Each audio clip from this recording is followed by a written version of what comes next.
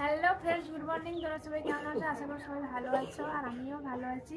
সকাল সকাল উঠে এখন শহীদ মাতঙ্গিনী স্টেশনে বসে আছি। কোথায় যাব সেটা এই ব্লগটা একটু দেখতে হবে, তারপরেই জানতে পারবে। আর এই আমাকে সকাল থেকে উঠিয়ে নিয়ে এসেছে। কটার সময় উঠছো তুই? 4টা। উঠে চোখ মুখ দেখ অবস্থা।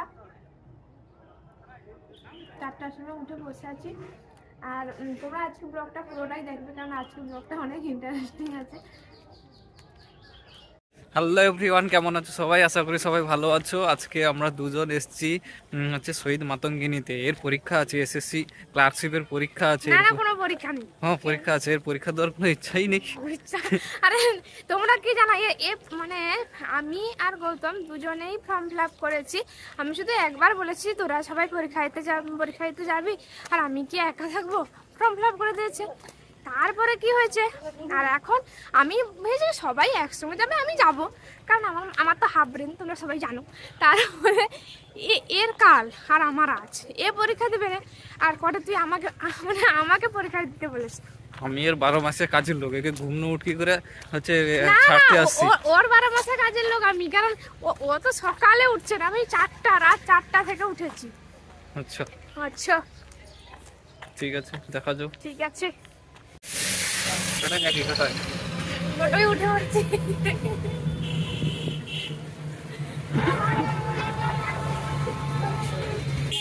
মানে অনেকদিন পর আইলি পরীক্ষা আজকে দিতে।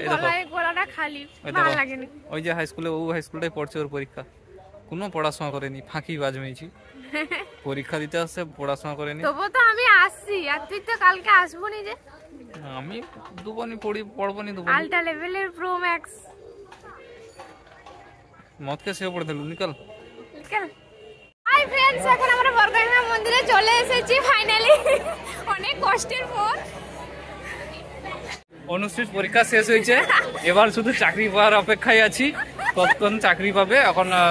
আমরা এসেছি বর্গভীমা মন্দিরে পরীক্ষা শেষ হওয়ার পর। পরীক্ষা দিয়েছি, কিন্তু পরীক্ষা যত নেগেটিভ মার্ক আছে, যেটা আমি জানতাম না। সবগুলো আন্দাজে লেখার পর বুঝতে পারছি যে এটা নেগেটিভ মার্ক আছে। আজকে কি ভিড়টা দেখো, শুধু আজকে দমকা ভিড় হয়েছে, ফাটিয়ে মানুষজন এসেছে। আমরা এসেছি কোথা থেকে? রাধাবল্লভপুর স্কুল থেকে আমরা 20 টাকা করে নিয়েছে। হাসপাতাল মোড়, হাসপাতাল পৌঁছে তারপরে 10 টাকা 20 টাকা করে টোটাল নিয়েছে। এই দেখো মন্দিরটা, ওই যে মন্দিরটা। আর এখানে ভোগ পাওয়া যায়, 110 টাকা করে টিকিট নেয়, 120 টাকা। নিচে লাগিয়ে দিচ্ছে 150 টাকা করে। এমনি মিছামিছি বলছে যে টিকিট শেষ হয়ে গেছে, 150 টাকা করে নিচ্ছে। তারপর রাখলাম। তোমরা একদম এইসব ফান্ডে একদম পা দেবে না। দরকার হলে না পাবে সেটাও ঠিক আছে, কিন্তু ওই বাইরের লোক দেবে তারপরে যাবে, এরকম করো না।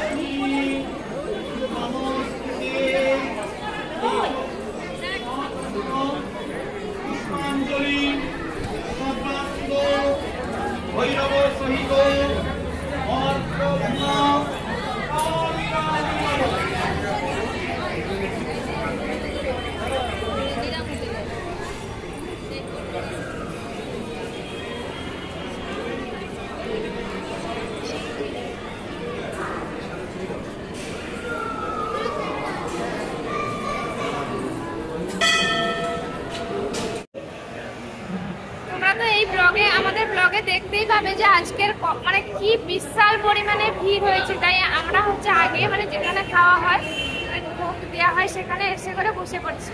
সত্যি মানে এত মানুষ, সেখানে তো মানে বসে পড়েছে, সেখানে জায়গা পাইনি, তাই আমরা এখানে বসে আছি। এত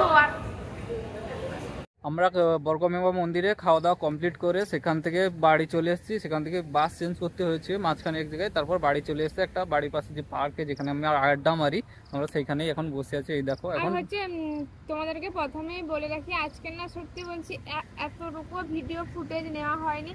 আর বর্গভীমা মন্দিরে তো তোমরা জানো এত পরিমাণে ভিড় হয়েছে, আর খেয়ে দিয়ে আমাদের অস্বস্তি লেগেছে, মাথা যন্ত্রণা করছে, তাই আমরা আমাদের নিজের যে সেফলি জায়গায় চলে এসেছি। আর সব থেকে বড় কথা, আজকে আমার গলাটা খালি খালি লাগছে এর জন্য।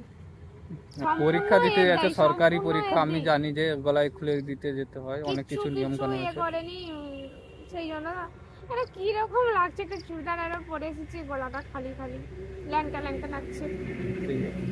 আর তোমরা হচ্ছে এই ব্লগটা অনেক সাপোর্ট করো, আর হচ্ছে লাইক কমেন্ট শেয়ারিং তো করবেই। আর হচ্ছে আশা, আর হচ্ছে তোমাদের সুন্দর সুন্দর ব্লগ ভিডিও আমরা উপহার দেব। আর তোমরা ভালো থেকো, সুস্থ থাকো, আর দেখা হচ্ছে নেক্সট কোনো ব্লগে।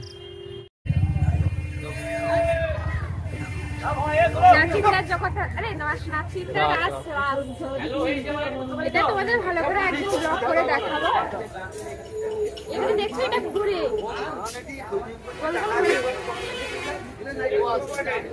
এখন তোমরা এমনি দেখো না, আমরা একদিন দেখাবো সুন্দর।